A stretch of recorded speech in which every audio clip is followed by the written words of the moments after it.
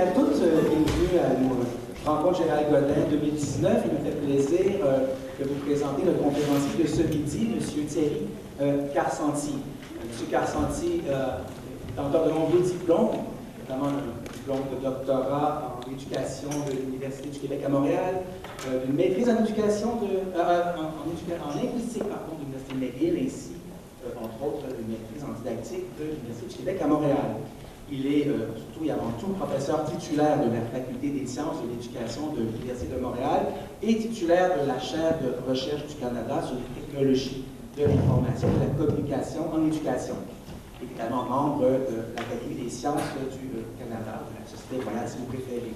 Ses principaux intérêts de recherche portent sur l'intégration pédagogique des nouvelles technologies, les pratiques pédagogiques des enseignants, les formations ouvertes et à distance, et ainsi que sur la motivation.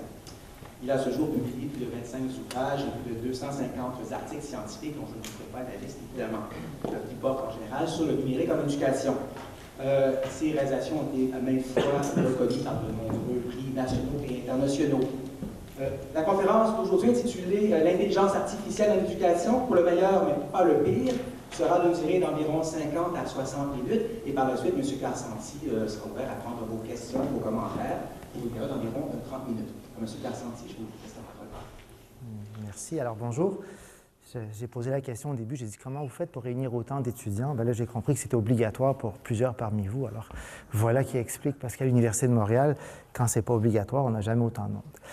Alors, écoutez, mon nom, c'est Thierry. Je vais vous parler aujourd'hui d'intelligence artificielle, un sujet qui devrait, en tout cas, vous intéresser ou vous préoccuper beaucoup, un sujet dont on entend beaucoup parler. Mon objectif, il va être multiple. Ce n'est pas un cours, c'est une conférence. Alors, mais je sais qu'il y a certains que vous aurez peut-être des travaux à faire suite à ça, et je vous expliquerai où est-ce que vous pourrez aller chercher tout ce que je présente, ou presque. Je travaille à l'Université de Montréal. J'ai déjà été enseignant au cégep, pas ici. Je vais commencer. Moi, je vous parle d'intelligence artificielle en éducation, mais vous êtes au cégep, donc vous êtes en éducation d'une certaine façon. L'objectif de l'éducation en général, c'est quoi? Peu importe les systèmes, on va dire, des pays de l'OCDE et même plus, c'est de préparer les jeunes d'aujourd'hui à participer activement à la société de demain. Et moi, je pense que c'est nécessaire de s'intéresser à l'intelligence artificielle. On en entend beaucoup parler. Vous avez peut-être des préjugés, positifs ou négatifs, sur l'intelligence artificielle. Bien, mon but, ça va être de vous embêter peut-être encore plus pour vous montrer, vous parler d'abord de l'intelligence artificielle, évidemment aussi, parce que ça va être mon premier objectif. Vous en parler en éducation, de vous montrer combien c'est présent en éducation, de vous montrer que même si vous êtes contre ça, bien, même si vous n'avez pas de téléphone cellulaire, ce qui m'étonnerait beaucoup au cégep quand même aussi, là, parce que là, dans les enquêtes qu'on a faites, c'était 99 % qui avaient un cellulaire au cégep et 1 % qui ne racontaient pas toujours la vérité. Mais cela dit, l'intelligence artificielle, c'est partout, puis c'est important de s'en soucier. Pourquoi c'est important de s'en soucier? Parce qu'il y a actuellement 4 entreprises dans le monde qui investissent le plus dans l'intelligence artificielle et aucune n'a une visée éducative. On les appelle dans un acronyme en anglais GAFA, c'est Google, Apple, Facebook et Amazon. C'est eux qui investissent le plus en intelligence artificielle. Et donc, eux, ils ont des objectifs. Ils ne sont pas nécessairement méchants, là. Ceux qui pensent que Google sont méchants, Apple est méchant nécessairement. Facebook, dernièrement, c'est plus raide un peu leur affaire. Mais on y reviendra. Je vous montrerai quelques captures d'écran de ce qu'on peut faire encore aujourd'hui avec Facebook, avec tout ce qu'on entend. Mais au-delà de ça, moi, je pense que vous êtes jeunes et c'est important de comprendre quand même certaines choses. Il y avait une marche vendredi dernier contre le changement climatique. Vous savez que dans certains pays, il y a des marches pour l'intelligence artificielle responsable. On est loin de ça au Québec encore, malgré tous les efforts qu'on fait. Mais je pense qu'il faut s'en soucier parce qu'on ne se rend pas compte à quel point ces 4 entreprises-là connaissent tellement de choses sur vous. Et je vais vous montrer une petite copie d'écran tout à l'heure de Facebook. Vous allez voir à quel point, malgré tout ce qu'on entend dans les journaux, bien, ils n'ont quand même pas pour autant changé leur politique. Je vais vous parler d'intelligence artificielle et de ses implications en éducation, de choses que l'intelligence artificielle va changer en éducation et évidemment de quelques concepts aussi de quelques concepts dont vous entendez souvent parler. On entend parler de big data et de deep learning. Ce sont les deux seuls concepts dont je vais, si j'ai le temps en tout cas, que je vais aborder vers la fin de la conférence. Mais encore une fois, ce n'est pas un cours un cours théorique, c'est vraiment en tenter de vulgariser tout ça. Et je vais vous parler de certains projets au Québec qui sont développer des projets en éducation. Vous savez, au Québec, c'est quand même un pôle sur l'intelligence artificielle. À l'Université de Montréal, il y a énormément de chercheurs. Sur l'Université de Montréal, il y a un centre de recherche dont je fais partie sur l'intelligence artificielle aussi. Mais toutes ces personnes-là, ou presque, je suis le seul en éducation. Il y a beaucoup d'informaticiens, il y a beaucoup de gens financés par des entreprises comme Facebook, Google, etc. Mais en éducation, malheureusement, il n'y a pas beaucoup de choses. Et à la toute fin, si on a un peu de temps, je vais vous montrer quelques sites à explorer pour voir un peu des applications, d'autres applications concrètes et tout. Alors voilà. Donc, je vais pas me représenter, mais ce que je peux peut-être vous dire rapidement sur ce que je fais. Je ne suis pas prof d'informatique, j'étais prof de français au cégep. Alors, les cours de français, ceux qui ont du mal avec ça, mais moi, j'étais un de ceux qui était pour l'effort en vous disant que le français, ça s'apprend des fois avec un peu de sueur, entre autres, hein, et les nouvelles technologies aussi pouvaient déjà vous aider. Mais donc, j'étais prof de français au cégep, là, je travaille à l'Université de Montréal et je forme des futurs enseignants. Donc, mon travail, il consiste à former des gens qui ne vont jamais enseigner au cégep, qui vont enseigner surtout au secondaire. Je travaille particulièrement avec les profs de français. Dans le cadre de mon travail, ce que je fais aussi, j'ai réalisé plusieurs recherches portant sur les technologies en éducation.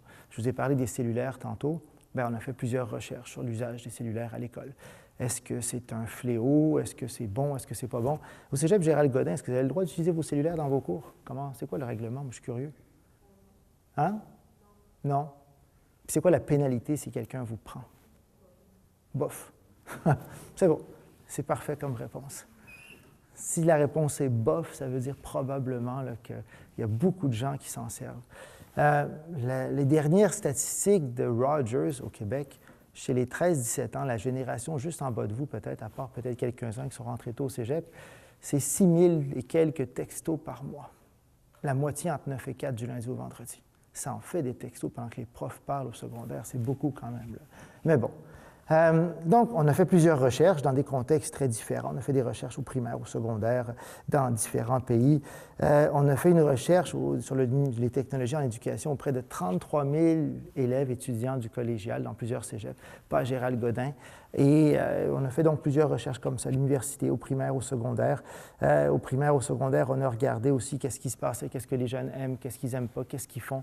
C'est quoi la stratégie quand ils sont en classe, distraits avec leur cellulaire toujours? Qu'est-ce qu'on peut faire avec ça? Est-ce qu'on devrait l'interdire, pas l'interdire? Et on va beaucoup dans des salles de classe aussi pour voir qu'est-ce qu'on fait. Et nous, on regarde les avantages, les défis, etc., comment ça marche. Donc, très brièvement, c'est ce que je fais comme travail. C'est juste pour que vous compreniez un petit peu c'est quoi le travail de prof d'université. Donc, j'enseigne et je fais de la recherche sur les technologies en éducation. Mais le professeur qui m'a présenté, l'enseignant qui m'a présenté a parlé d'une chaire de recherche.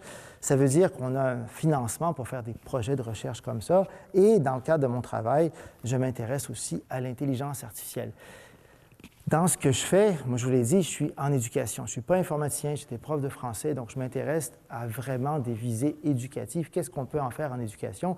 Et je m'intéresse aussi beaucoup à un usage responsable. Et donc, Montréal, la ville dans laquelle plusieurs d'entre vous habitez, on a quand même innové. Autant il y a des déclarations, la déclaration de Paris sur le changement climatique, bien, il y a une déclaration sur l'intelligence artificielle responsable. Et c'est quoi cette déclaration-là? Bien, c'est une déclaration qui a été mise de l'avant par l'Université de Montréal, qui n'a jamais été signée ni par la Chine ni par les États-Unis, je vous dis tout de suite. Et donc, l'idée, c'est de quoi? C'est de dire à ces chercheurs en informatique de faire attention. Parce qu'on a plusieurs chercheurs à l'Université de Montréal qui font des recherches. Ce que ces chercheurs-là ne voient pas, c'est que parfois, certaines de leurs réalisations sont utilisées à des fins quoi? Militaires. Hein? Et donc, il y a tout cet aspect qui est quand même, en tout cas, qui demande réflexion. Puis on va le voir tout à l'heure, le côté, en tout cas, plus problématique de l'intelligence artificielle. Donc, Au Québec, on a lancé une déclaration de Montréal sur l'intelligence artificielle responsable. Et si vous allez voir sur le site en ligne, vous allez trouver un petit peu l'idée, c'est de cette déclaration-là, ça dit que tous ceux qui font des travaux, qui investissent dans ça, doivent faire attention à plusieurs choses. L'intelligence artificielle, il y a des aspects très positifs, et ça va être mon message à la fin, mais aussi plusieurs bémols. L'intelligence artificielle, sans le vouloir, Google était très raciste à un moment donné. Mais maintenant, ils ont fait attention particulièrement. Alors, au lieu de... Parce qu'avec tous les algorithmes à l'intérieur, quand on faisait des recherches, bien, comme il y avait beaucoup de gens racistes présents, bien, ça augmentait la proportion. Maintenant, ils font attention volontairement, ils diminuent un peu cette visibilité de ces gens-là. Sur Facebook, la même chose aussi. Il y a eu une tuerie en Nouvelle-Zélande, ils ont retiré 1 500 000 et plus de vidéos de gens qui ont partagé la tuerie en ligne sur leur compte Facebook. Quelle merveilleuse idée, hein, tout à fait éducative et intéressante. Mais Facebook, comme on les a grandement critiqués dernièrement, ils ont été très proactifs, ils ont travaillé très fort pour faire ça aussi. Donc, l'intelligence artificielle responsable, bien, dans cette déclaration, on essaie justement de sensibiliser les gens. Au Québec aussi, on a un autre projet, on appelle ça un observatoire international sur les impacts sociaux de l'intelligence artificielle. Alors, vous voyez ici, il y en a qui travaillent sur le côté informatique. Je vais vous expliquer un peu qu'est-ce qu'on fait en intelligence artificielle. Puis il y en a qui travaillent sur les aspects sociaux. Bien, moi, je travaille sur les aspects sociaux. Je fais de la programmation, je suis capable d'en faire, mais ce n'est pas mon objectif. Mon objectif, c'est vraiment de regarder en éducation. Et moi, mon message en éducation, c'est que dès l'école primaire, et là, je vous montre des publications que j'ai faites, il faut en parler. Pourquoi il faut en parler? Il faut que les jeunes soient conscients que, attends une minute, ce n'est pas aussi simple que ça. Il y en a partout, il faut qu'on en ait conscient. Dans certains pays, c'est obligatoire. Il y a des cours d'intelligence artificielle dès le primaire. En Chine, par exemple, c'est obligatoire dès le primaire. Et donc, j'ai fait quelques travaux de recherche là-dessus. Et juste peut-être pour vous donner quelques autres exemples, et je vais en reparler, on a même développé une plateforme où est-ce qu'on forme des enseignants en Afrique, dans le pays ou un des pays les plus pauvres sur Terre, au Niger, et on utilise l'intelligence artificielle. Pourquoi? Parce qu'on a 90 000 enseignants qu'on forme. Pour faire très bref, le Niger, c'est un des pays les plus pauvres et c'est un des pays où est-ce qu'on a le moins accès aux technologies. Donc, on ne s'en sert pas à des fins méchantes, on n'envoie pas des robots tueurs ou quoi que ce soit. On a des enseignants qui sont...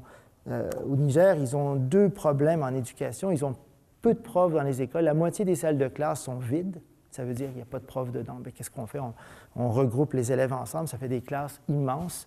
Et parmi ces salles de classe, je fais un problème de maths, la moitié sont vides. Donc, dans la moitié, on regroupe tous les élèves ensemble. Mais dans cette moitié où est-ce qu'il y a des enseignants, 80 ne sont pas formés. C'est embêtant quand même. Ça veut dire qu'en bout de ligne, là, si je vous posais une question de mathématiques, quel pourcentage d'élèves du Niger ont accès à un enseignant formé? Bien, c'est à peu près 10 %. Ça dépend comment on se place pour le problème. Et certains profs de maths pourraient dire que c'est 20 %, mais on pourrait s'en reparler. Mais donc, au Niger, les élèves n'ont pas accès à des enseignants formés. Nous, ce qu'on a fait, on a développé sur téléphone intelligent Android, parce qu'ils n'ont pas d'iPhone là-bas, on a développé une plateforme où est-ce qu'ils peuvent voir des vidéos, se former, comment on communique avec eux par texto, parce que c'est la technologie que tout le monde a là-bas. Et donc, l'intelligence artificielle, on s'en sert comment? On s'en sert pour leur envoyer des rappels, pour leur faire croire gentiment qu'il y a quelqu'un d'humain qui correspond avec eux. On a quand même une équipe de 250 tuteurs, mais vous comprenez que 250 tuteurs, ce n'est pas assez pour 90 000 enseignants. Et donc, les tuteurs n'interviennent que éventuellement après que la plateforme d'intelligence artificielle est passée par-dessus. On a aussi des projets au Québec. Au Québec, il y a un projet qui s'en vient qui va être...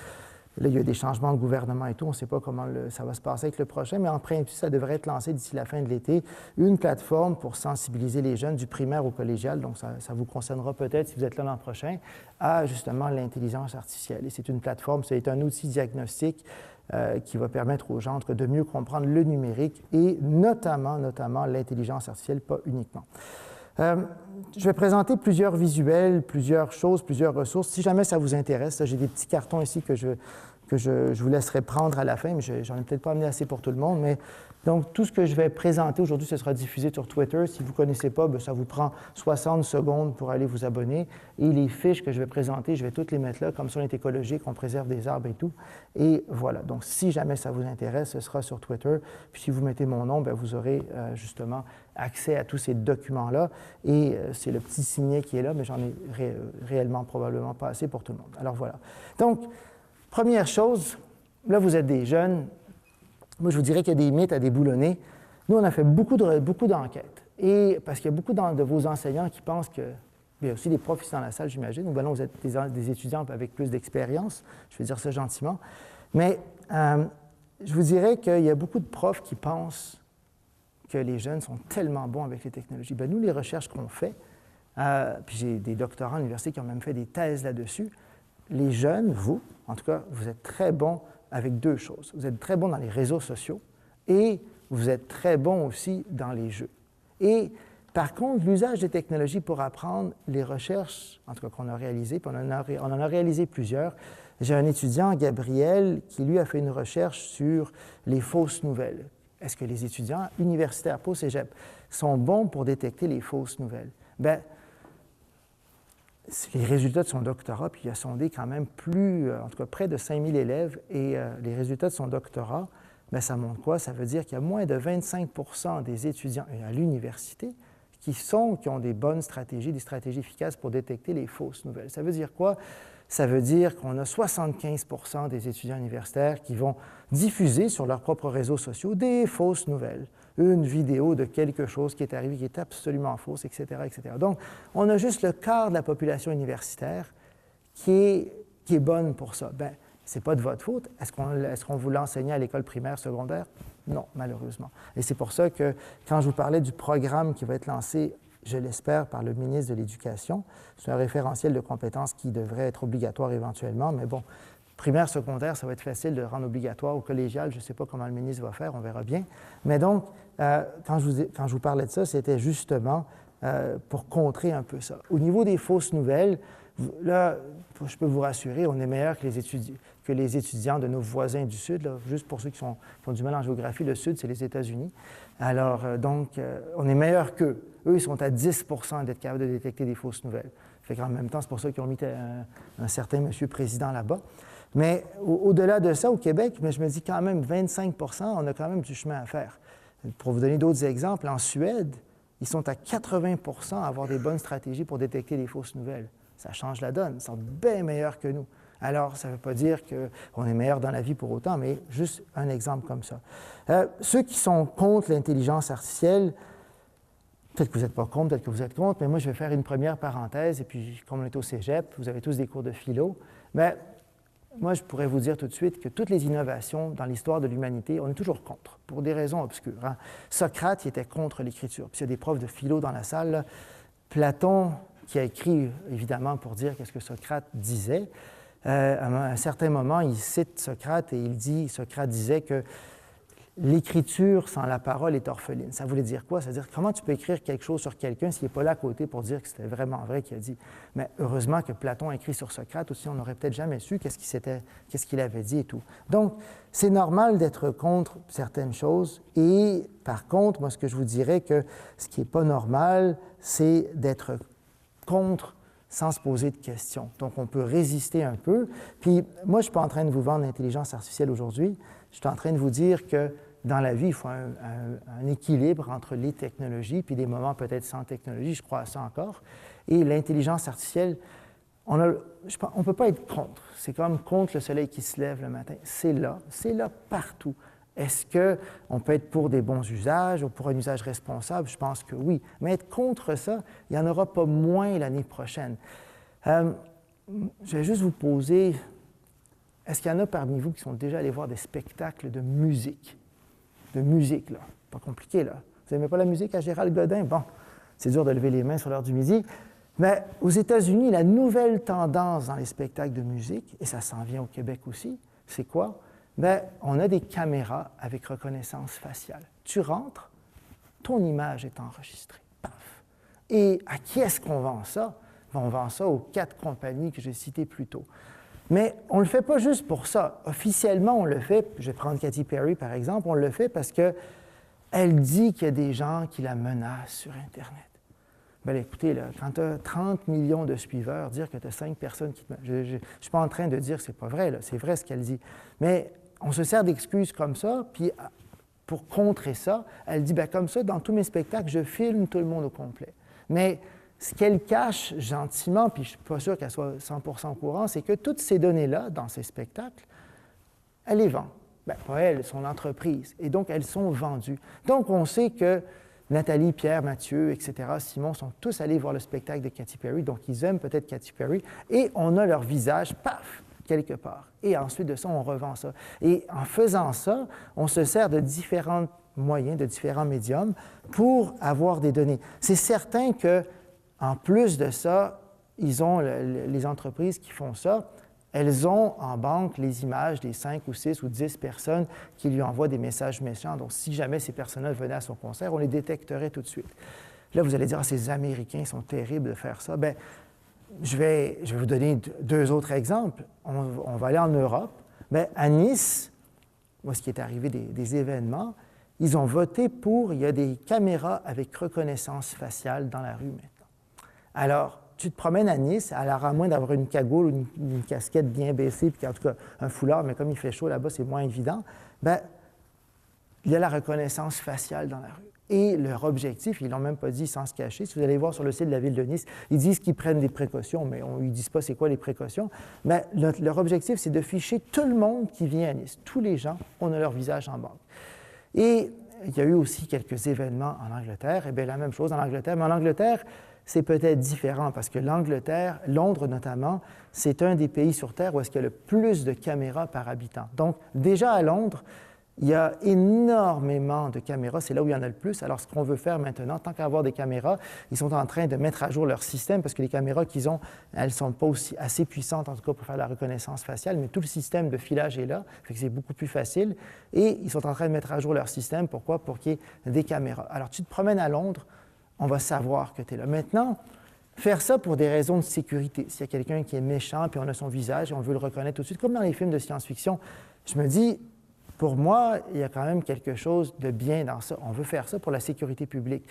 Le côté qu'on ne dit pas aux gens, c'est que c'est une entreprise privée qui fait ça dans le sud de la France. Est-ce que cette entreprise privée, est-ce qu'elle a le droit de vendre les images recueillies à d'autres? Bien, les gens de la ville répondent « on ne sait pas ». Mais non, si tu embauches une entreprise privée pour documenter le visage de tous les gens qui sont là, l'entreprise privée devrait avoir la grande obligation de ne jamais vendre ça.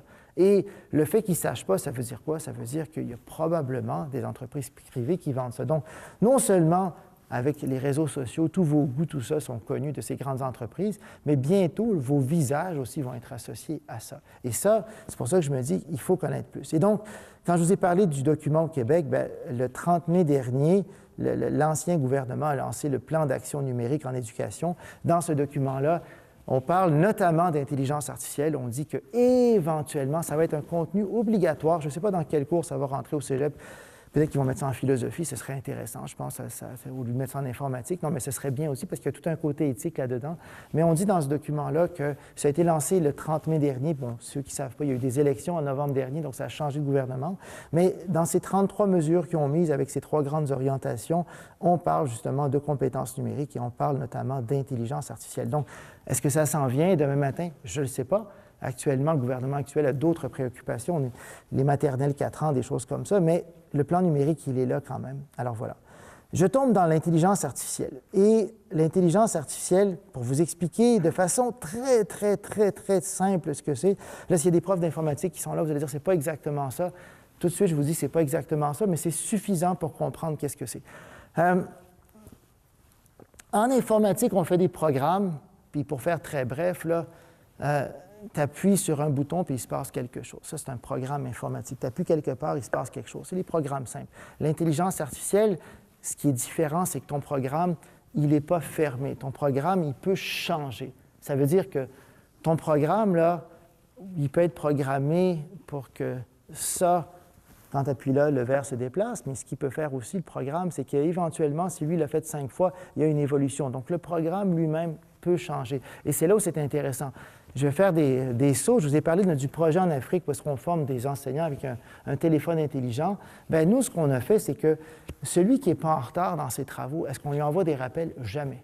Le système, là, celui qui n'est pas en retard, il envoie juste des félicitations. Celui qui est en retard, il lui envoie des rappels. Et on a fait aussi des différences parce qu'on s'est rendu compte que les hommes qui sont en retard de 3 jours, il y a beaucoup plus de chances qu'ils décrochent que les femmes. Fait que les hommes, plus rapidement, on leur envoie des messages. Les femmes, on peut attendre quelques jours de plus, jusqu'à 2 à 3 jours. Comment on est arrivé à déterminer tout ça? C'est parce qu'on a recueilli énormément de données avec leur consentement.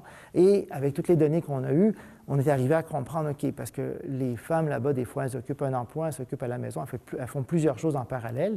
Bien, comme elles font plusieurs choses en parallèle, des fois, il peut y avoir 5 jours, des fois 6 jours avant qu'elles retournent dans la formation, mais ce n'est pas une raison pour abandonner. Les hommes, on s'est rendu compte qu'après 3-4 jours, il fallait envoyer des messages sans quoi ils abandonnaient. Donc, le but de l'intelligence artificielle, c'est quoi? C'est des programmes informatiques qui peuvent apprendre, qui peuvent changer eux-mêmes. Donc, ils sont comme programmés pour apprendre et programmés pour faire quoi? Pour résoudre des problèmes. Alors, ça veut dire, ce n'est pas tout qui est codé, il y a comme un algorithme qui fait en sorte que le programme lui-même, là, il apprend, il évolue. Et l'objectif fondamental de ça, c'est de résoudre des problèmes. Et on prend des décisions de façon automatisée ou semi-automatisée. Donc, pourquoi on appelle ça intelligence artificielle? C'est parce que on résout des tâches qui nécessitent une certaine forme d'intelligence. Et là, je vais vous donner quelques exemples, il y en a beaucoup d'autres. La reconnaissance visuelle. Bien, il y a beaucoup j'ai parlé des caméras dans les spectacles. Bien, c'est quoi ces caméras-là? C'est une forme d'intelligence artificielle. Pourquoi? Parce que ils vont arriver à reconnaître certains visages, certaines choses. La reconnaissance linguistique, je vous dirais que c'est la forme peut-être la plus commune d'intelligence artificielle.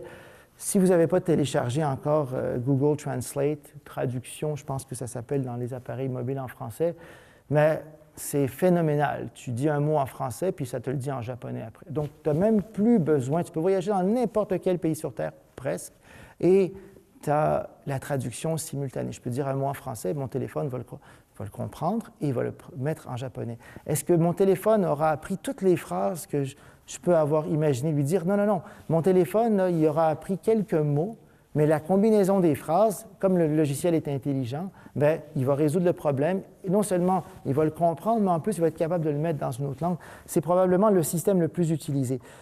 Je vais vous dire quelques mots sur les voitures autonomes tantôt, mais les voitures autonomes, c'est extrêmement populaire aussi. Et là, il y a beaucoup de gens qui ont peur de ça. Puis je ne suis pas en train de vous dire que je suis pour les voitures autonomes. D'abord, je peux vous dire tout de suite qu'au Québec, les voitures autonomes, ça ne marchera pas. Entre 6 mois par année, là, ça ne marche pas. Parce que, regardez les voitures dehors, là, j'en ai vu 2 dans le stationnement qui étaient propres, sur à peu près la centaine de voitures. Et pour que ça marche, les voitures autonomes, avec l'intelligence artificielle, il faut que les caméras, ça soit particulièrement propre. Donc, au Québec, on est tranquille pour l'instant. Mais ceux qui ont peur de ça, c'est ceux qui n'ont rien compris. Actuellement, sur Terre, là, selon les statistiques, on est entre 2 et 5 morts liés aux voitures autonomes, entre 2 et 5.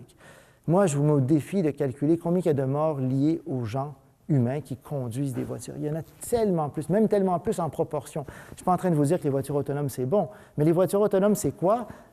On a donné à des programmes informatiques des millions et des millions de situations.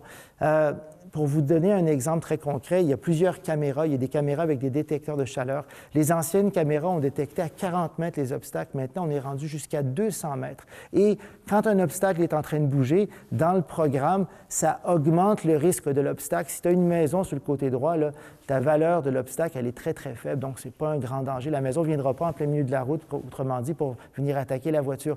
Mais s'il y a des objets en mouvement, là l'indice ou le facteur est très, très fort. Et donc, avec tous ces algorithmes-là, qu'est-ce qu'on arrive à faire? Bien, on arrive à amener la voiture à conduire toute seule.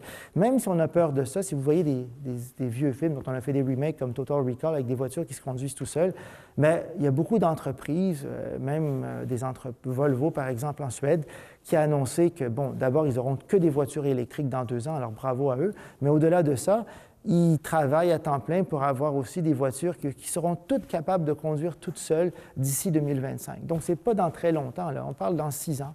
Vous serez peut-être même pas parents encore. Et dans 6 ans, vous serez peut-être encore à l'université, plus au cégep, j'espère, en tout cas pour vous, dans 6 ans. Mais dans 6 ans, Volvo a annoncé que toutes ces voitures auront la capacité de conduire de façon autonome. Est-ce que c'est bon ou pas bon? Bien là, c'est une décision éthique. Il faut réfléchir à ça. Mais ce qui est certain, c'est qu'on ne peut pas critiquer uniquement les voitures autonomes.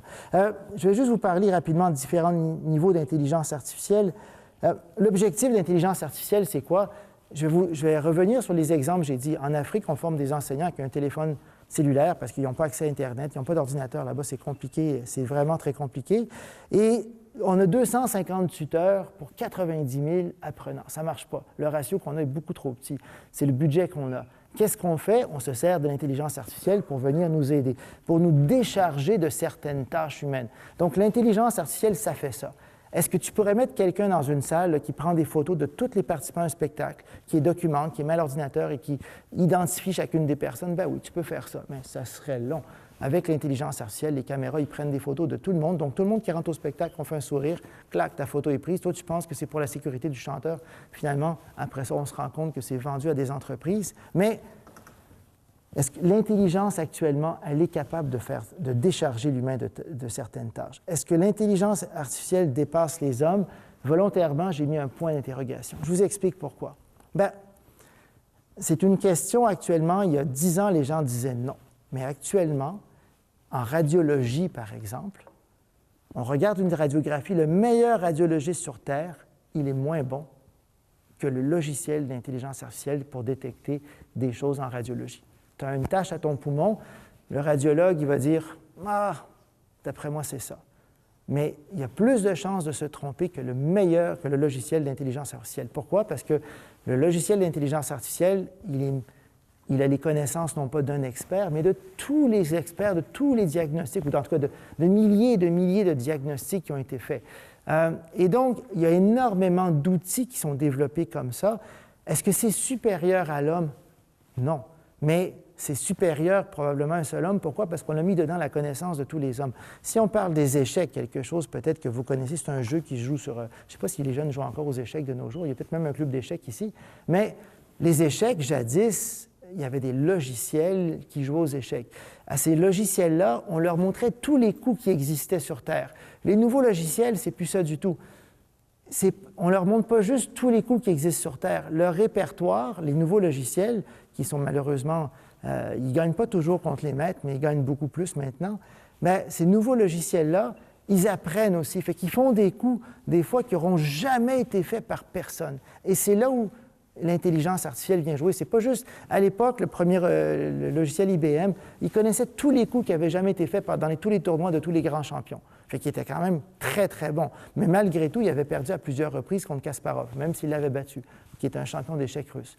Mais les logiciels d'échecs actuellement, ils apprennent. Ils vont faire des coups qui n'ont jamais été vus avant. Et là, c'est certain que c'est embêtant. Est-ce que ça dépasse les hommes? Je mets un point d'interrogation. Là où ça ne marche pas, l'intelligence artificielle, est-ce que c'est rationnel? Absolument pas. Quand on voit les algorithmes qu'on met dans les voitures intelligentes, ça fait peur. Mais ça fait peur si on s'arrête là comme ça. On doit, dans ces algorithmes-là, on dit que s'il y a 5 personnes et s'il y a une personne de l'autre côté, et si tu n'as pas le choix de frapper un des deux, bien, le logiciel te dit de frapper la personne. Le logiciel n'est pas en train de te dire de tuer quelqu'un, mais s'il n'y a pas le choix, bien, entre quel des deux, il n'y a pas de rationnel dans ça. Ça va être le 1 versus le 5. Donc, on ne fait pas preuve de... Il n'y a aucune intelligence rationnelle. Et est-ce que ça peut agir comme des humains? Bien, on est très, très loin de là. Donc, ce qu'il faut comprendre, c'est qu'on va résoudre des problèmes à partir de données, de plein de données et éventuellement de millions de données. Un problème, c'est quoi? Reconnaissance faciale. C'est à qui ce visage-là? Bien, on ne le saura pas tout de suite si vous allez à un seul spectacle. Mais si vous participez à 3 ou 4 spectacles où votre photo est prise, si en plus de ça, vous marchez dans une ville où votre photo est prise, là, tout de suite, on va pouvoir faire des patterns avec vous puis dire OK. Puis éventuellement, on va pouvoir retracer ça avec les photos Facebook et on va savoir qui vous êtes. Il y a 2 principaux modèles. Un modèle ancien, il y a des logiques avec des règles qu'on applique comme les logiciels d'impôt, si vous en faites, et il y a des logiciels, ce qu'on appelle par pattern, par modèle, et là, il faut énormément de données, et c'est un peu les exemples de l'intelligence artificielle qu'on voit en voiture. On voit des obstacles qui sont en rouge, qui sont plus importants parce qu'ils bougent, des obstacles qui sont en vert, c'est qu'en général, ils ne bougeront pas. Et l'intelligence artificielle, quand je vous dis que c'est partout, bien, les recommandations que vous avez dans Netflix, d'où ça sort, là? Bien, il se base sur les films que vous voyez et sur les films que d'autres qui voient des films comme vous regardent aussi. Fait que s'il y a Pierre-Luc qui regarde les mêmes films que Nathalie, bien, ils vont suggérer les films de Pierre-Luc à Nathalie et vice-versa. Puis comme il y a énormément d'abonnés sur Netflix, on fait comme ça aussi. Ceux qui ont des enceintes connectées à la maison ou ceux qui ont juste des téléphones intelligents avec Siri ou des choses comme ça, bien, ça vous écoute en tout temps. C'est pas vrai que ça ne vous écoute pas. Regardez dans les articles scientifiques documentés le nombre de fois que Amazon Echo a été piraté. Et il y a eu des fois où est-ce qu'ils ont enregistré ce qui se passait dans une maison, ils ont envoyé ça à tous vos contacts au complet. Bon, si c'est rien de passé de méchant, c'est pas dramatique, mais ce sont des logiciels à qui on ouvre la porte à tout ce qui se passe dans la maison. Ce que ça fait, on augmente la base de données d'Amazon Echo, et en augmentant la base de données d'Amazon Echo devient extrêmement puissant. Amazon Echo comprend de plus en plus. Pourquoi? Parce qu'il enregistre ce qui se passe dans des millions de maisons. Je sais qu'au Québec, c'est moins populaire, mais aux États-Unis, il y a à peu près 40% des maisons maintenant où on a une enceinte connectée de type Amazon Echo, Google Home ou HomePod aussi. Donc, il y en a 3 principales, mais Amazon Echo est la première. 40% des foyers ont ça maintenant, imaginez-vous. Ça combiné avec ce qu'on a dans les téléphones cellulaires, parce que mon téléphone cellulaire, comment je sais qu'il m'écoute toujours? Parce que si je dis des mots normaux, on suppose qu'il ne m'écoute pas, mais dès que je dis « dis Siri », ben, il se met en marche tout de suite. Hein, tout de suite, il se met en marche. Et c'est bizarre. Là. Je n'ai rien trouvé concernant « i » sur le web. C'est plutôt rare. Alors, comment ça se fait qu'il répond quand je dis Siri? Ben, c'est parce qu'il m'écoute en tout temps. Alors, Siri, ça déclenche le fait qu'il me réponde, mais le reste du temps, il fait juste m'écouter. Alors, officiellement, Apple dit qu'ils ne m'enregistrent pas. On peut les croire parce qu'ils ont un comité d'éthique et tout. Mais qui dit qu'un jour, ils ne seront pas piratés, comme Amazon Echo aussi, ils ont été piratés à plusieurs reprises et tout. Donc, il y a quand même tout ça. Ce que je vous ai dit tout à l'heure, c'est que Google Translate, c'est le logiciel le plus populaire. C'est 1 milliard de traductions chaque jour qu'il fait. Et donc, Google Translate, ça fait quoi? 1 milliard de personnes qui demandent des choses à Google Translate. Au début, il n'était pas bon. Il était quand même pas pire, mais il n'était pas très bon. Maintenant, il est devenu de mieux en mieux. Et je vous dirais qu'éventuellement, vous allez voir, là, c'est exceptionnel ce qu'on peut faire. On peut parler japonais, on peut faire plein de choses. Il comprend de plus en plus. 1 milliard de données. L'intelligence artificielle, et je vais en reparler un petit peu quand je vais parler du deep learning aussi, bien, la reconnaissance faciale de votre téléphone, c'est quoi? Bien, il y a une caméra. D'abord, la caméra sur le téléphone, elle s'appelle TrueDepth. C'est une caméra haute résolution. On reconnaît des traits sur votre visage. Ils font appel au deep learning. Je vais en reparler tantôt. Mais comment ils font appel au deep learning? Ils ne reconnaissent pas une photo fixe. Ça veut dire que tu peux être fatigué, tu peux avoir une tuque, des lunettes, il va te reconnaître quand même. Ils regardent 17 éléments de votre visage, la photo sur le téléphone intelligent. C'est-à-dire, ils regardent la forme de la tête, les oreilles, le menton. Et là, c'est sûr, si on se déguise pour l'Halloween, il ne nous reconnaîtra peut-être pas. Mais globalement, il va vous reconnaître. Ils ont 2 fonctions maintenant, les caméras d'identification sur les téléphones. Il y a la fonction, là, et je vais traduire ça dans vos mots, tu peux être poqué le matin puis il te reconnaît quand même. Puis il y a la fonction, là, et là, il n'y a personne qui l'utilise, je suis convaincu, où est-ce que tu dois même regarder de différents côtés avant que ton téléphone te reconnaisse. Fait que là, il y a peu de gens qui utilisent ça, parce qu'imaginez-vous, là, tu veux payer dans un magasin avec ton téléphone, puis tu es en train de regarder à gauche, à droite, en haut, en bas. C'est gossant, comme on dit, on ne le fait pas, mais on te donne le choix, ce qui est quand même intéressant. Il y a des robots à l'école, on a plusieurs projets avec ça, les robots dans les écoles, puis il est tout cute, un petit robot. Je voulais l'apporter, après ça, j'ai dit, ça va vous distraire pour rien. Mais le robot, là, il reconnaît, je lui parle, il me reconnaît. Bien, je veux dire, ce qu'il y a dans lui, il n'y a pas la base de Google, il y a la base de Microsoft en lui, qui est très, très fort au niveau de la reconnaissance vocale. Fait qu'il reconnaît environ, je dirais, je ne sais pas, 100 000 phrases, 100 000 mots.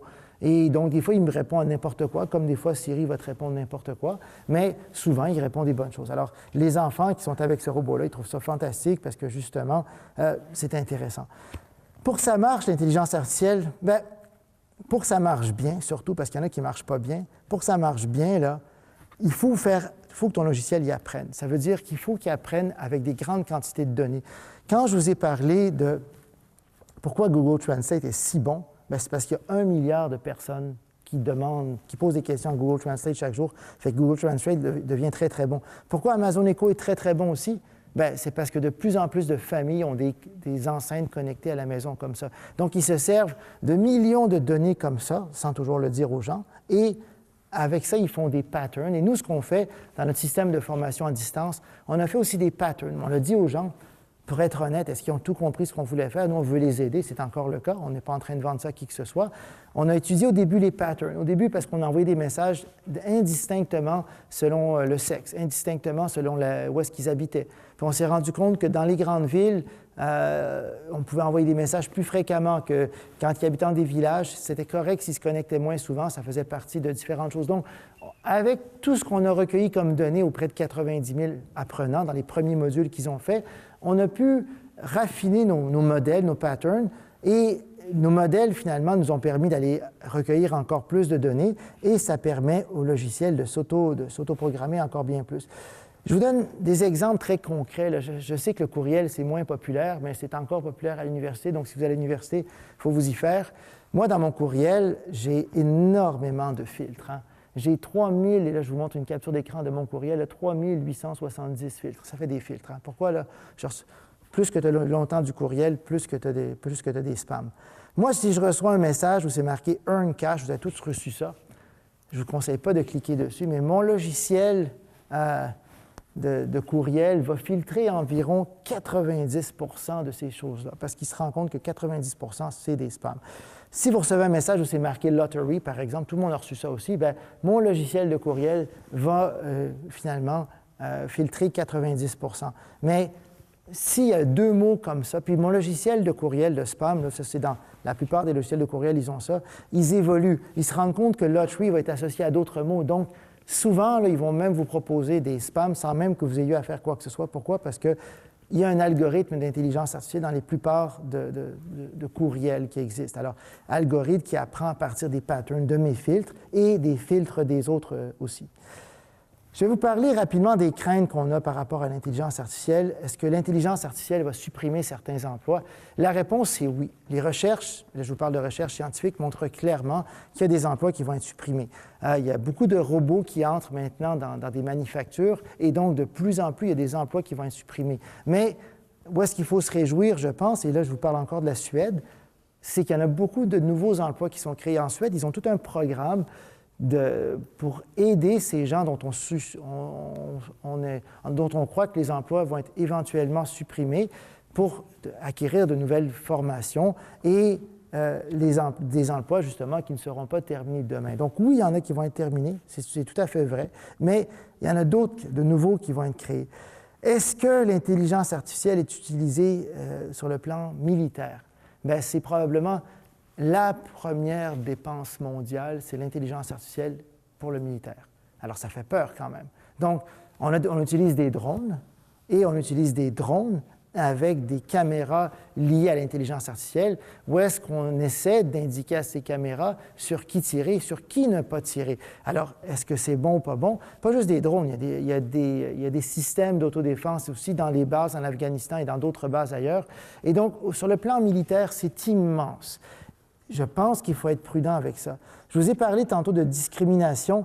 L'intelligence artificielle, ce que ça peut faire des fois, bien, ça peut accentuer la discrimination. Et donc, c'est pour ça qu'il faut faire attention. Sur les réseaux sociaux, il y a beaucoup de discrimination et des fois, l'intelligence artificielle peut donner une visibilité encore plus forte à ça.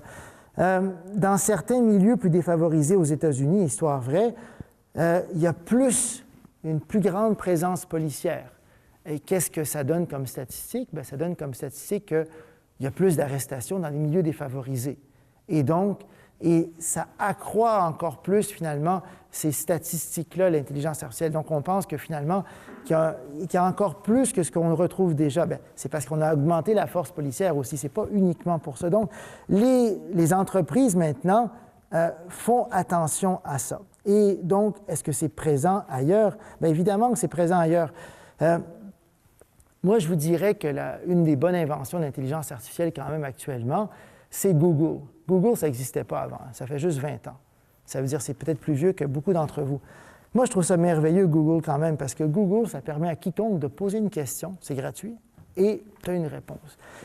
Avant, quand on posait une question à Google, ce n'était pas aussi simple que ça d'avoir les bonnes réponses. Mais maintenant, là, puis je vais vous faire une démonstration tantôt que je vais parler du deep learning, c'est exceptionnel de voir comment Google s'est amélioré. Maintenant, est-ce que Google, c'est juste bon? Je ne suis pas en train de dire ça. Mais Google a quand même fait des grands pas et des grands travaux. Ils essaient d'être transparents, mais comme toutes ces compagnies à but lucratif, il faut faire attention. Elles essaient d'être transparentes, mais ce n'est pas toujours le cas. Donc, Vous avez des craintes, c'est normal, c'est utilisé sur le plan militaire, il y a la discrimination qui est augmentée à cause de ça, il y a plein d'autres, il y a vos données personnelles qui sont partagées sur Facebook, etc. Mais l'objectif de l'intelligence artificielle, pour moi, c'est de réduire les inégalités, la misère humaine, et non de l'augmenter. Nous, on l'utilise en Afrique, et je suis très honnête avec vous, je ne suis pas certain que tout le monde comprend le formulaire de consentement qu'on leur fait signer, où est-ce qu'on recueille plein de données sur eux. Mais nous, les données qu'on recueille sur eux, ce n'est pas pour les revendre, c'est simplement pour tenter de former plus d'enseignants dans un pays qui a énormément de besoins en éducation. Et si c'est utilisé non pas pour accroître les injustices et la discrimination, mais plutôt pour les diminuer, je pense que c'est intéressant. Et c'est ce sur quoi on travaille justement dans la Déclaration de Montréal sur l'intelligence artificielle responsable. Juste pour vous dire quelques autres exemples où est-ce que c'est présent, là, c'est présent dans de plus en plus de domaines de notre société, dans les réseaux sociaux, dans les moteurs de recherche, les téléphones intelligents, les GPS, les achats en ligne, les photos, les appareils photos, les jeux, les jouets, les courriels.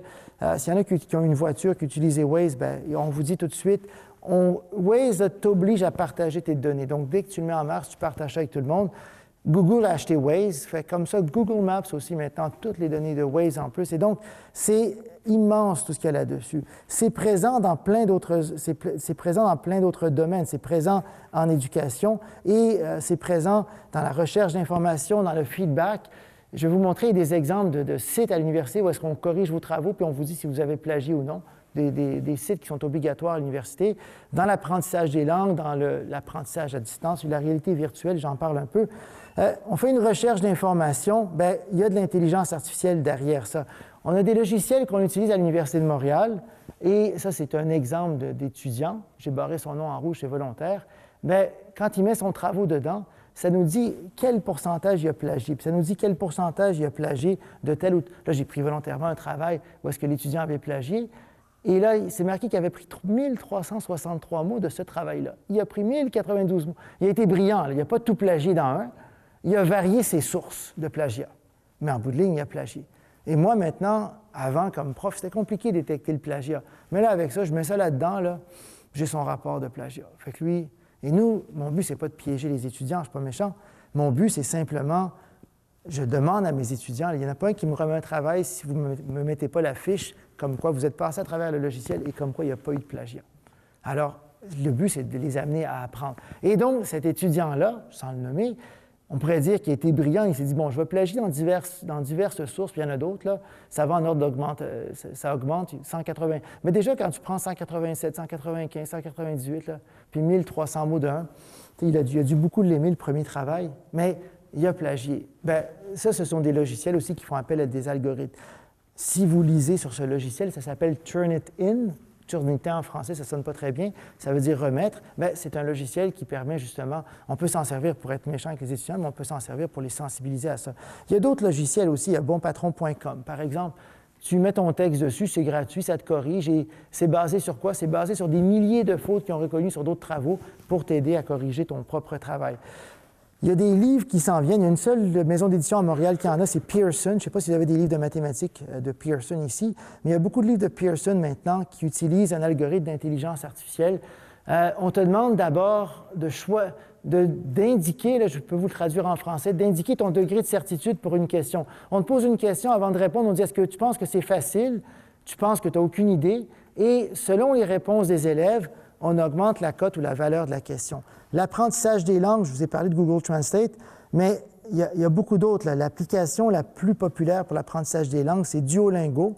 Duolingo, il y a 300 millions d'usagers. Imaginez-vous un peu là, comment c'est majeur. 300 millions d'usagers qui apprennent des langues avec Duolingo. Tout ce que vous dites sur Duolingo, c'est gardé à Duolingo. Ça leur sert à améliorer leur système. Et ici, ils nous expliquent sur leur site comment, finalement, ils utilisent ce que vous faites.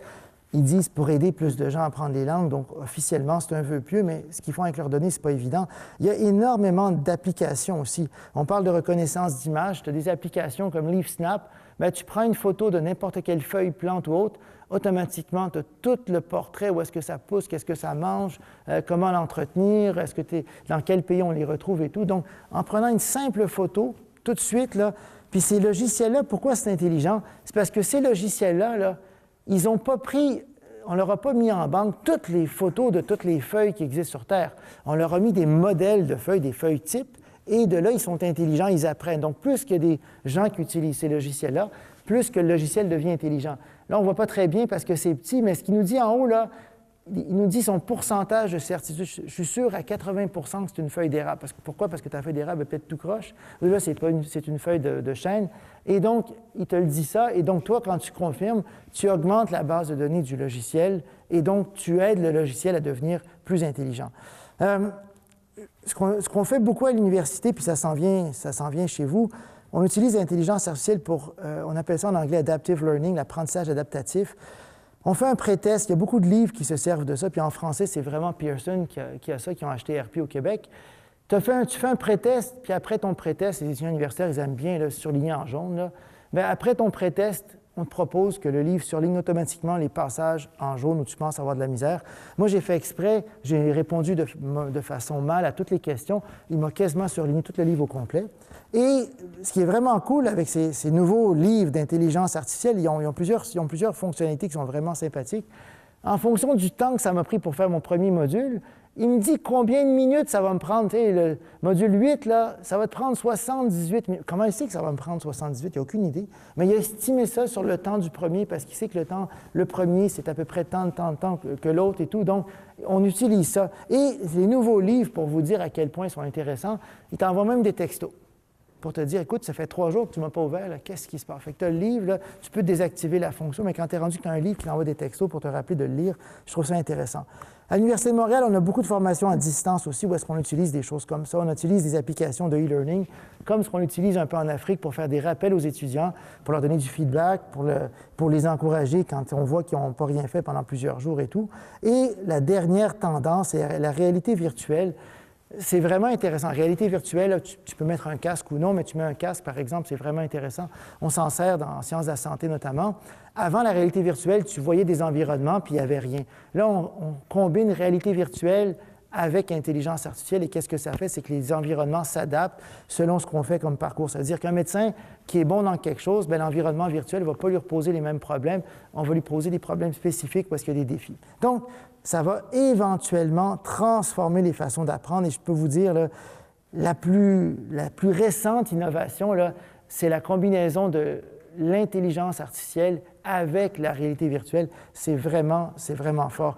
L'avantage de la réalité virtuelle, pour répondre à la demoiselle tantôt qui parlait des cellulaires en classe, c'est que quand tu as un casque sur la tête, il n'y a personne qui prend ses textos.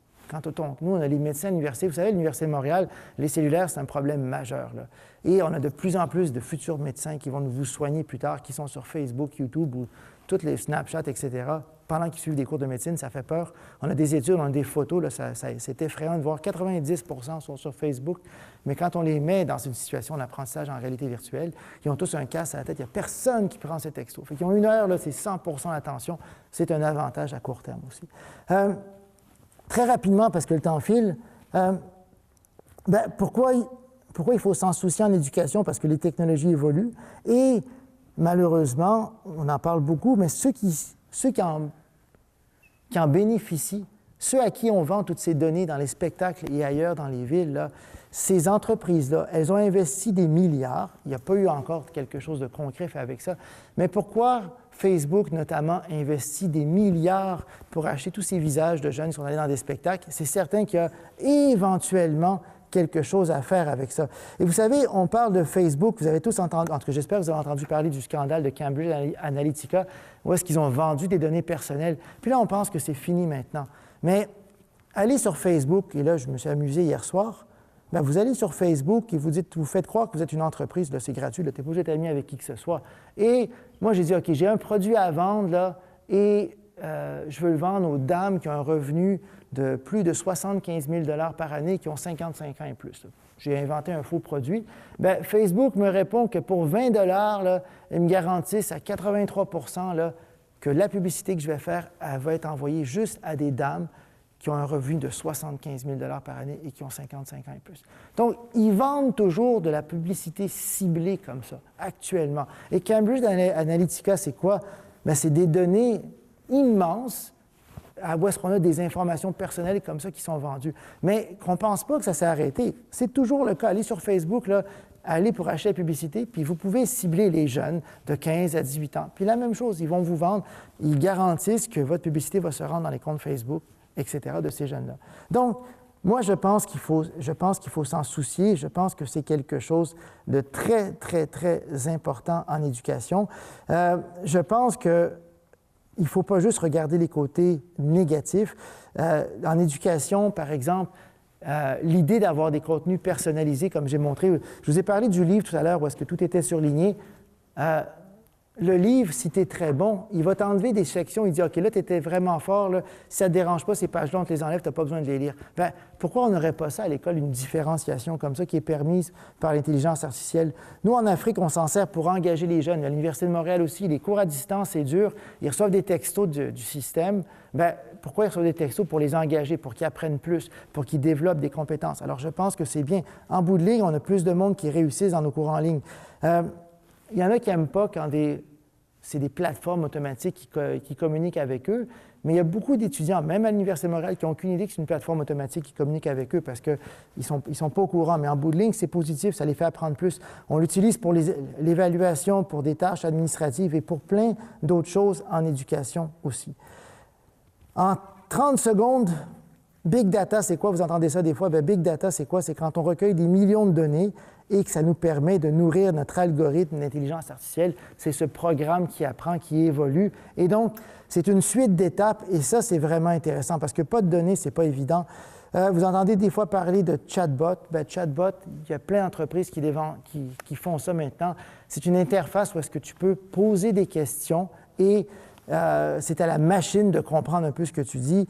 En France, ils ont lancé, le 24 janvier dernier, un chatbot pour l'aide aux devoirs. Ça veut dire que tu poses des questions à une machine en ligne qui te répond, un peu comme si c'était un prof. Et les élèves, c'est tellement bien fait qu'ils pensent presque que c'est un prof des fois qui leur répond. D'autres concepts dont on entend parler des fois, deep learning, je veux dire quelques mots là-dessus, juste pour que vous compreniez bien. L'idée des programmes qui apprennent... des algorithmes, c'est vraiment intéressant. Mais le deep learning, c'est quoi? Ce sont des couches successives d'algorithmes, c'est-à-dire le pourcentage d'erreurs, il devient de plus en plus faible. Google utilise ça, le deep learning, par exemple, juste dans son moteur de recherche. Il y a quelques années, là, tu faisais une recherche sur les chats, puis tu avais peut-être 70 % de photos de chats. Bien, maintenant, là, à cause du deep learning qui est utilisé, quand tu fais une recherche du mot chat sur Google, tu as 99,9 % des chats. Pourquoi? Parce que dans leur algorithme, là, ils ont dit, OK, le chat, il a des oreilles pointues. Premier algorithme. Deuxième algorithme, il a du poids, il a le museau. Et donc, c'est cette succession de couches d'algorithmes. Puis en plus, on met un poids distinct sur chacun des algorithmes. Ça veut dire quoi? Bien, les chats, là, est-ce que les oreilles rondes, c'est important? Est-ce que le museau, c'est important? Donc, on met un poids différent. C'est ce qu'on fait avec les voitures automatiques aussi. Et en faisant ça, on diminue le plus possible les chances qu'on a de se tromper. Très brièvement, au Québec, est-ce qu'il y a des choses qui existent avec ça? Bien, au collégial, il n'y a pas grand-chose qui existe encore. Vous avez déjà entendu parler d'une application, peut-être même qu'il y en a qui l'ont vu quand vous étiez à l'école, Classcraft. C'est une espèce d'application pour aider les jeunes à être motivés à l'école. Ils utilisent l'intelligence artificielle. Il y a une entreprise qui s'appelle Challenge You, vous n'êtes pas là-dedans, c'est pour aider les jeunes à obtenir leur diplôme du secondaire, les jeunes adultes.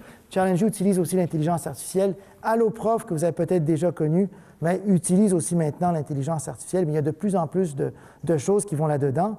Si ça vous intéresse d'explorer des sites pour vous montrer que ce n'est pas méchant, là, il y a un site très sympathique, ça s'appelle Tone Analyzer. Tu écris un message et ça va te dire dans quelle mesure ton message il est triste ou heureux. Fait que moi, j'ai écrit un message, j'ai dit « Chers membres de l'équipe, j'ai le regret de vous annoncer que la réunion de demain à 8 heures sera maintenue. » Alors, j'ai tenté de piéger le logiciel, puis j'ai dit « regret », mais la réunion est maintenue, puis j'ai marqué « plaisir ». Je voulais voir s'il allait être piégé. Bien, il m'a dit que mon message, le ton, c'était quoi? C'était tristesse. C'était le ton de mon message. C'est ce qu'il a découvert. Mais donc, il y a plein de sites comme ça pour explorer les choses. Si ça vous intéresse, moi, ce que je vais diffuser, 26 impacts positifs et potentiels de l'arrivée de l'intelligence artificielle en éducation. C'est des choses dont je vous ai parlé. Qu'est-ce que ça va changer? En quoi c'est positif? Et j'ai marqué positif et potentiel. Ça dépend éventuellement de ce qu'on en fait. Et donc, je vais diffuser ça dans quelques instants. Il est 13h07. Je vous remercie beaucoup. Alors, c'est la fin. Donc, place à vous pour les questions. Merci.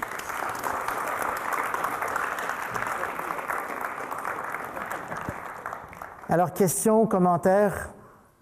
Donc, si ça vous intéresse, je vais diffuser toutes les fiches là-bas. questions, commentaires, des exemples que vous avez entendus qui sont vrais, des faux. Mais je peux répéter votre question si jamais j'arrive à l'entendre. Allez-y. OK, j'ai deux questions. Est-ce que l'intelligence artificielle va remplacer le système d'éducation traditionnel? Puis ma deuxième question, c'est comment est-ce qu'une classe d'école va avoir de l'air en 2050? Moi, je pense que ça va être loin de remplacer le système d'éducation actuel, mais la question est importante. Vous savez, en éducation, il y a des entreprises au Québec, il y en a 3 ou 4 là, qui ont toutes les données de tous les élèves de la province du Québec, la GRIX notamment. Ils ont les absences, les notes de comportement, les résultats. Ils ont ça depuis la maternelle jusqu'au cégep. Et là, actuellement, la nouvelle tendance, les entreprises disent « OK, je pourrais avoir ça, trafiquer quelque chose, puis vendre ça pour dire « OK, on va prédire la réussite. » Il y a déjà une commission scolaire au Québec qui s'est mise là-dedans. Moi, ça m'interpelle beaucoup. Comment tu as le droit d'utiliser des données sur des jeunes, de les donner à une entreprise? Moi, ça m'interpelle beaucoup. Mais je pense pas qu'on arrive à remplacer le système d'éducation. Je pense quand même qu'il y a peut-être trop de monde au ministère de l'Éducation. 5 000 et quelques employés, c'est beaucoup pour notre province, là. Mais je ne pense pas que ça remplace là-dessus. L'école du futur, moi, je pense qu'il y aura énormément de technologies. Je pense que l'intelligence artificielle sera très présente. Il y a déjà des écoles, à Singapour, par exemple, il y a la reconnaissance faciale qui est intégrée dedans.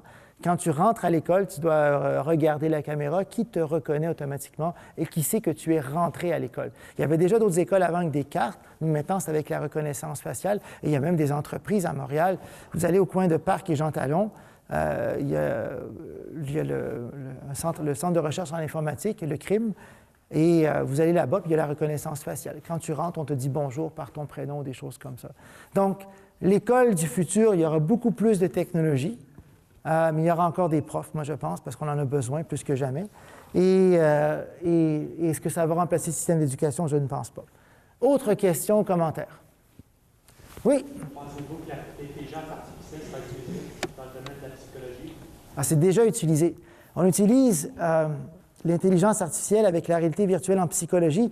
Quelqu'un qui a peur des araignées, par exemple, pour vaincre ta peur, avant d'aller voir j'ai rien contre les psychologues, mais avant d'aller voir un psychologue et tout, maintenant, on crée des environnements de réalité virtuelle où est-ce qu'on augmente le nombre d'araignées ou la grosseur des araignées, et toi, tu es avec les araignées, puis éventuellement, il y a beaucoup de recherches qui ont montré que ces thérapies-là, ça a un impact particulièrement efficace, parce que dans la vraie vie, tu ne pourrais pas mettre quelqu'un qui a peur des araignées avec des vraies araignées puis des grosses araignées géantes et tout, alors qu'avec le logiciel de réalité virtuelle, tu arrives à faire tellement de choses. Donc, moi, je pense que, en tout cas en psychologie, c'est beaucoup utilisé actuellement et je pense que ça le sera de plus en plus.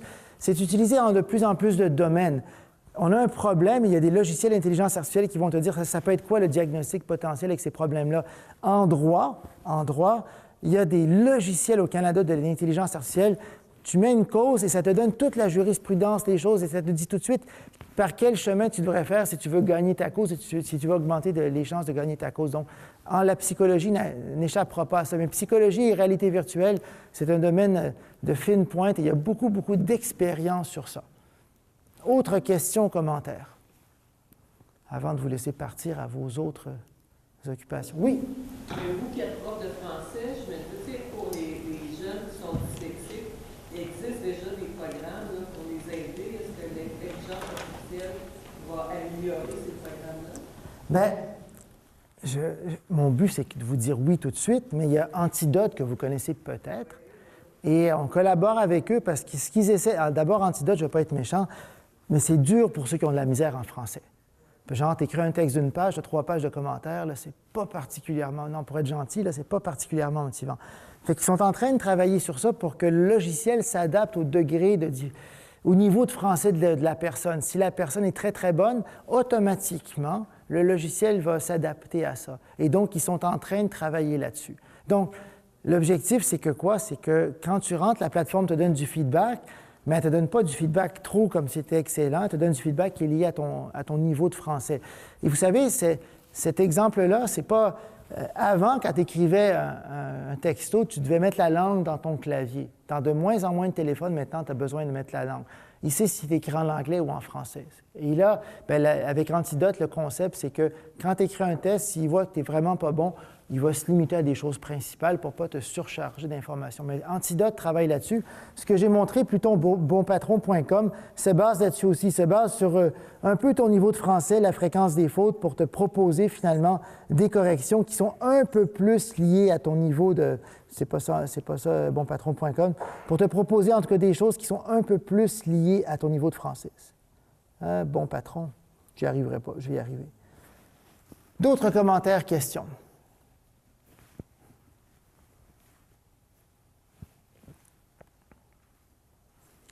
Alors, allez-y, monsieur. Vous dites que vous formez, un de vos chapeaux, c'est de former des futurs enseignants en français au primaire, secondaire, je ne sais pas dire. Oui, c'est ça. Ben, je suis prof à l'Université de Montréal. Je forme surtout les profs de français, les futurs profs de français du secondaire.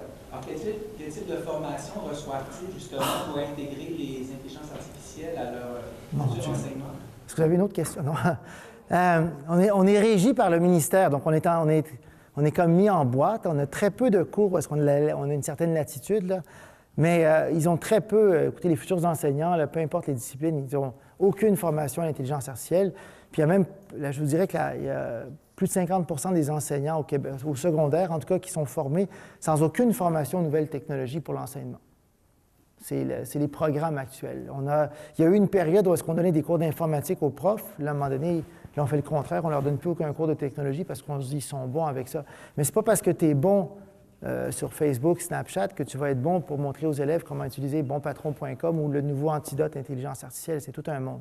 Mais avec le nouveau plan d'action numérique, peut-être que ça va changer. Mais disons qu'actuellement, il n'y a aucun cours là-dessus. Mais l'intelligence artificielle, peut-être retenir, là, c'est pas mauvais, il y a des impacts positifs potentiels, mais il y a des enjeux éthiques importants. Il faut s'en soucier. Là. Si un jour vous allez dans un spectacle et vous souriez pour la caméra, bien, tu sais, qu'on se pose des questions puis qu'on se serve des réseaux sociaux pour poser des questions. Comment ça se fait que de plus en plus d'artistes qui filment comme ça, qu'est-ce qu'ils font avec les données? Est-ce que c'est vraiment pour leur sécurité ou est-ce qu'ils vendent ça après?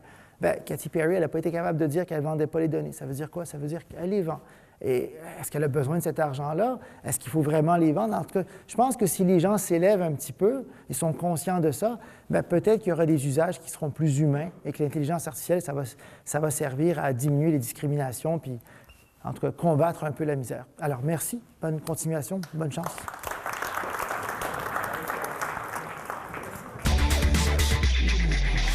Je suis avec Thierry Karsenty. Bonjour. Bonjour. Très belle conférence, très pertinente sur l'intelligence artificielle. Dites-moi en quelques mots les objectifs d'une conférence comme ça dans un cégep envers les étudiants. Bien, le premier objectif, c'était peut-être de les sensibiliser aux enjeux liés à l'intelligence artificielle. Qu'est-ce que c'est? Où est-ce qu'on la trouve dans notre quotidien, dans les téléphones, dans les GPS, dans les moteurs de recherche, pour les amener peut-être éventuellement à se poser des questions puis à se mobiliser socialement quand il le faut, quand il y a des usages qui ne sont pas, selon moi, éthiques de l'intelligence artificielle, de nos données personnelles, etc.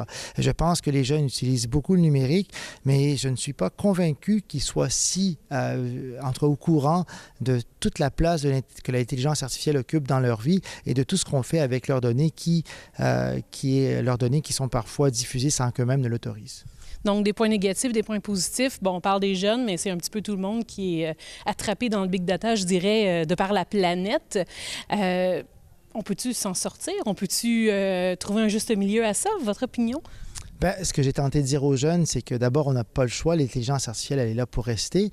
Mais c'est pas parce qu'on n'a pas le choix qu'on est obligé de dire oui à tout. Alors, encore une fois, les amener à être plus éclairés pour peut-être s'engager éventuellement, qui sait, dans des bonnes causes par rapport à l'intelligence artificielle. Mais je voulais quand même finir sur une note positive parce que l'intelligence artificielle, malgré tout ce qu'on entend, il y a quand même des impacts positifs potentiels en éducation. Et je pense que si on l'utilise adéquatement, bien, c'est là pour limiter les inégalités, la discrimination, et puis réduire peut-être la misère éventuellement. Donc, tout ce qu'il faut, c'est l'utiliser de façon intelligente. L'utiliser de façon adéquate et intelligente et éthique aussi. Voilà. Merci beaucoup. Merci. Je suis avec les deux co-organisatrices, Marie-Josée et Anne, excusez-moi, qui ont mis en place les rencontres GG, les grandes rencontres GG, une série de conférences qui se déroulent tout au long de la semaine. Quels sont un peu les objectifs de cet événement? Bien, entre autres, c'est de sortir nos élèves de la classe et de poursuivre des réflexions, en fait, qui souvent sont amorcer dans nos classes, dans nos différentes disciplines. Parce que beaucoup de programmes, presque tous les programmes du cégep, même la formation générale, embarquent avec nous. Puis on essaie de choisir à chaque année une thématique assez large, rassembleuse, et qui fait que dans chacune de nos disciplines d'enseignement, on invite des conférenciers qui vont pousser plus loin certaines de nos réflexions, nos enjeux. Et là, cette année, bon, c'est la 15e édition et on a un thème assez spécial. Oui, c'est l'ère numérique, l'apprivoiser ou lui résister. Donc, en fait, l'idée, c'est de réfléchir au monde dans lequel on vit, autour de cet aspect-là du numérique. Donc, c'est autant la question de l'intelligence artificielle que de l'utilisation des réseaux sociaux dans leurs aspects positifs ou négatifs. Un conférencier tout à l'heure rappelait que l'Internet, l'utilisation des réseaux sociaux, c'est un facteur qui va aider, par exemple, l'intégration des nouveaux arrivants. Donc, c'est à la fois positif et négatif. L'idée, c'est de réfléchir avec des chercheurs, des spécialistes, des créateurs dans leur domaine, et donc d'ouvrir l'espace du cégep à l'extérieur. C'est bien parce que le numérique, l'outil du numérique est utilisé dans tous les secteurs maintenant. Et eux, au cégep, les étudiants l'utilisent à même leur cours. Là. Oui, donc c'est prendre quand même une pause. On sort de notre routine de prof aussi. C'est ça, les rencontres Gérald Godin, qui étaient auparavant les semaines des sciences humaines ou des journées multiculturelles. C'est pour ça que c'est une 15e année, même si ça ne fait pas 15 ans qu'on utilise ce nom-là. Mais l'idée, c'est vraiment de sortir de notre routine, de déstabiliser tout le monde, aussi bien les étudiants que les profs, parce que nous aussi, on en profite, on écoute ces conférenciers-là, puis ça nous amène ailleurs dans nos réflexions, dans nos enseignements, en tout cas pour... Et c'est aussi, si je m'abuse, ouvert au public qui désire ce... Oui. Le cégep est ouvert pendant cette semaine-là, donc on souhaite... faire profiter, en fait. Une belle façon de découvrir le cégep. C'est une belle aventure que vous proposez à la communauté cette semaine. Merci, bravo. Merci. Merci.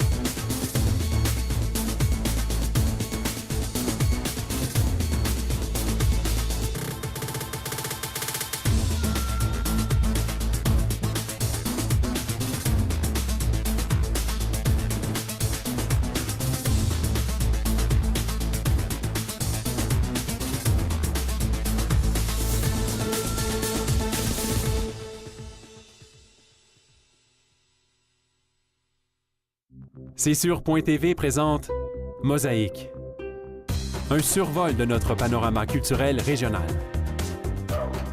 Chaque semaine, je vous fais découvrir les lieux, les artistes et les artisans qui contribuent à faire rayonner la culture dans notre communauté.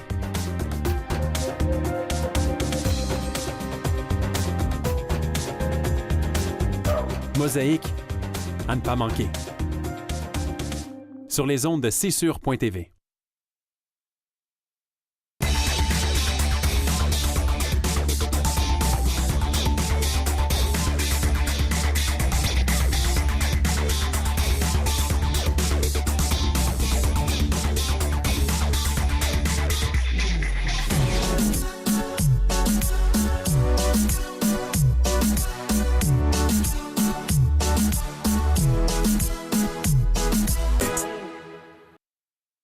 J'ai maintenant la chance de rencontrer une équipe ayant travaillé sur la biodiversité des amphibiens. Bonjour. Bonjour. Alors, est-ce que vous aviez déjà fait un travail de recherche dans un autre pays? Non, jamais. En fait, pour nous quatre, même chose. C'est le premier travail de recherche que je fais et c'est dans un autre pays. Fait que... OK. Donc, plein de nouvelles expériences. Exactement. Ouais. Est-ce que c'est une des choses qui vous a motivé à entreprendre le voyage? Oui, pour moi, oui. Autre que ça, est-ce qu'il y a d'autres facteurs qui ont fait que vous avez décidé de faire votre projet en voyage? Ben moi, c'est juste de découvrir un nouveau pays, une nouvelle culture. Puis aussi, il y a la partie scientifique plus, mais moi, c'est aussi la partie plus touristique qui m'intéressait. J'avais jamais été en Amérique du Sud avant, donc juste découvrir une nouvelle culture, ça m'intéressait beaucoup. Puis vous, votre projet, c'était sur les amphibiens. Mais quand on parle d'amphibiens, on inclut quelles espèces? On inclut les grenouilles et aussi les crapauds, parce qu'au début, on pensait juste le faire sur la biodiversité des grenouilles en général.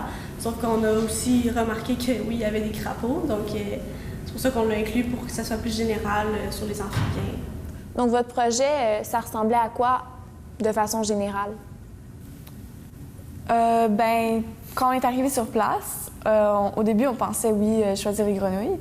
Mais ensuite, on a réalisé que, premièrement, on n'en voyait pas tant que ça le jour. Fait qu'on a réalisé, premièrement, que ça devrait se faire la nuit. Donc ça, c'était, disons, un autre monde, parce que le jour, c'était plus facile, plus accessible, mais là, on a réalisé qu'on devait faire la nuit. Puis ensuite, on a fait des quadras durant le jour. Donc, on a mesuré comme un espace dans le milieu terrestre, puis un espace à peu près de la même dimension dans le milieu aquatique, pour comparer la biodiversité dans les deux, puis on faisait les échantillonnages la nuit à tous les jours. Est-ce que la prise d'échantillons était difficile en milieu aquatique? Oui, surtout parce qu'il y avait beaucoup de roches, beaucoup d'obstacles. Fait qu'il fallait vraiment faire attention au marché. Donc, moi, particulièrement, j'ai tombé plusieurs fois. Et il fallait que je lave mon linge après. Donc, il y avait plein de boue et tout. Mais c'est ça, c'était un peu plus difficile. Aussi, il y avait plus d'espèces dangereuses comme des tarentules, des scorpions, que dans le milieu plus terrestre. Puis est-ce que sur place, vous avez apprécié l'expérience d'être sur le terrain, dans le fond? Au début, c'est sûr que la nuit dans la forêt tropicale, c'est comme tout un autre monde. Là. Je ne m'attendais pas du tout à ça. Tout est plus actif, les serpents. On a vu beaucoup d'araignées que le jour, quand on se promenait, on les voyait juste pas. Donc ça, c'était un choc au début, voir... ça ressemble à quoi la nuit, essayer de se repérer, c'est très sombre, pas la lumière de la ville parce qu'on est quand même loin de la civilisation et tout. Mais sinon, c'était vraiment... Plein de nouvelles bébites qu'on voit pas au Québec. Oui, c'est ça, des bébites de toutes sortes. Fallait bien être préparé, là. Fallait être très alerte, là. Fallait aussi avoir des bonnes lampes de poche pour les lampes de poche, c'était être capable de voir. Parce que c'était très obscur, dans le fond? Oui. Donc, ça complexifiait un peu la tâche de recherche. Exactement. Oui, parce que des fois aussi, les grenouilles, surtout en milieu aquatique, quand il pleuvait pas, et ça a été un gros problème durant notre travail parce que c'est supposé être la saison des pluies là-bas. Mais malheureusement, à cause un peu des changements climatiques, de ce que nous a expliqué Raoul, celui-là qui s'occupait de notre recherche avec nous, il pleut pas autant qu'il devrait. Donc là, habituellement, quand il pleut, les grenouilles de verre, ils descendent plus bas. Mais quand il pleut pas, comme dans notre cas, les grenouilles restaient en haut, donc on les voyait vraiment pas facilement.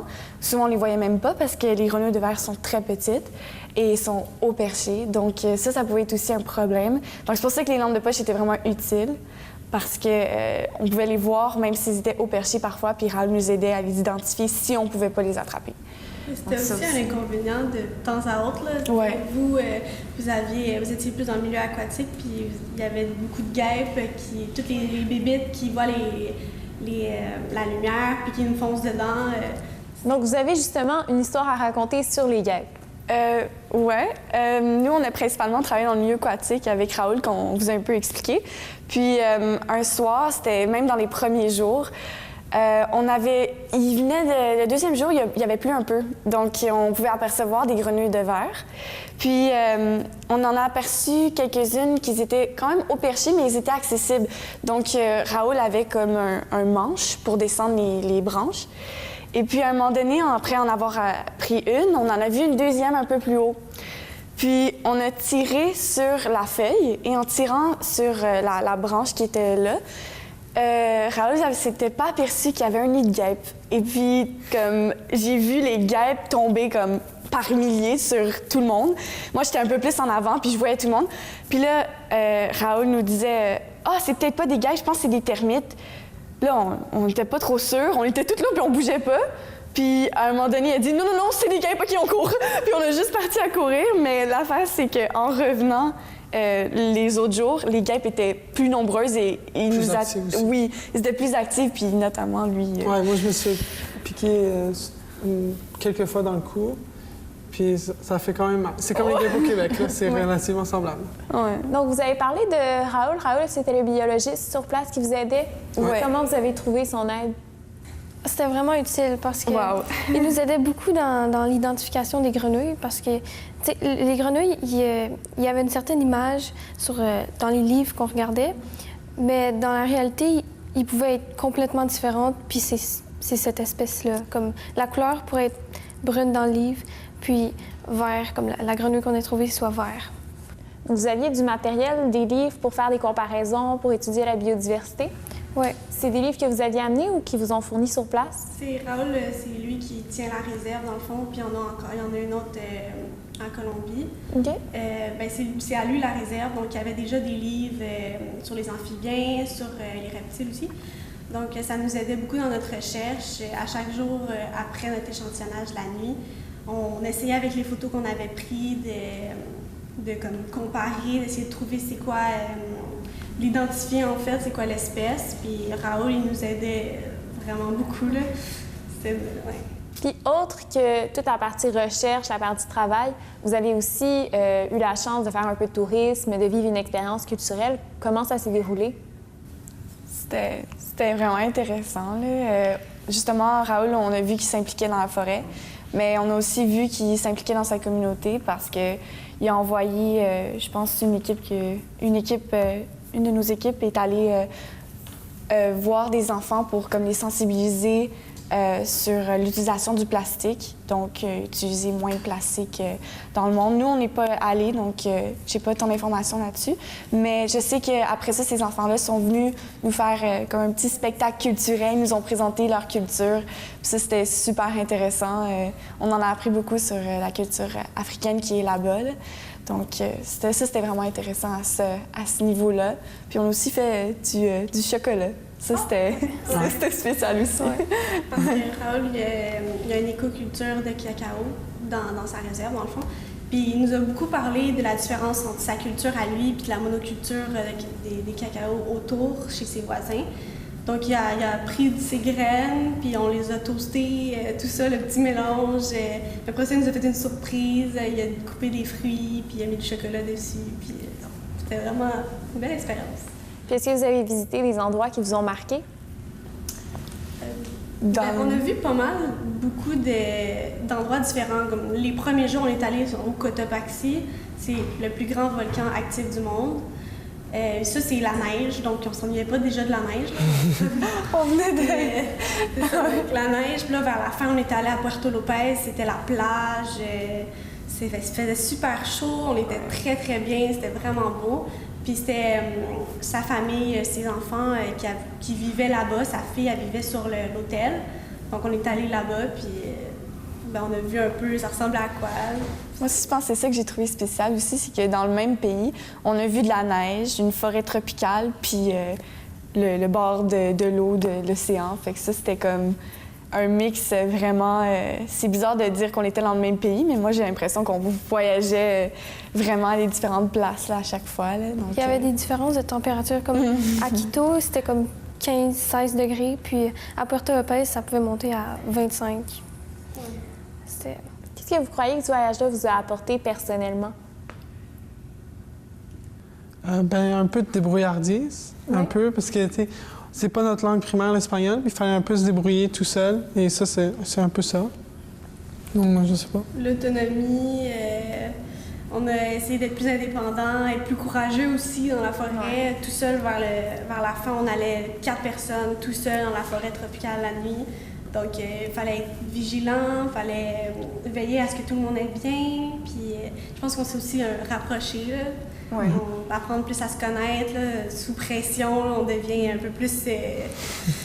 je sais pas, là, on change un peu, mais on voit bien que comme, ça nous a un peu changé. Là. Comme, tu sais, moi, j'ai plus autant peur des araignées qu'avant. J'ai tellement vu des énormes.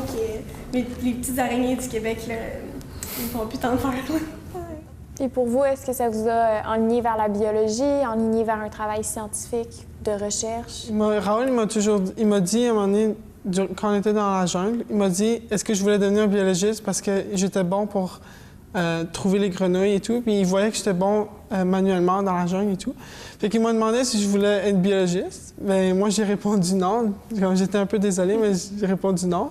Mais c'est sûr que le côté nature, si j'avais un autre choix, si j'avais une autre vie, dans une autre vie, je serais biologiste. C'est sûr, la biologie m'intéresse, mais je suis plus... j'ai toujours plus aimé les sciences de la santé, donc ça change pas mon choix, moi non plus. Mais reste que l'expérience était formidable, puis je la referais, là, c'est sûr.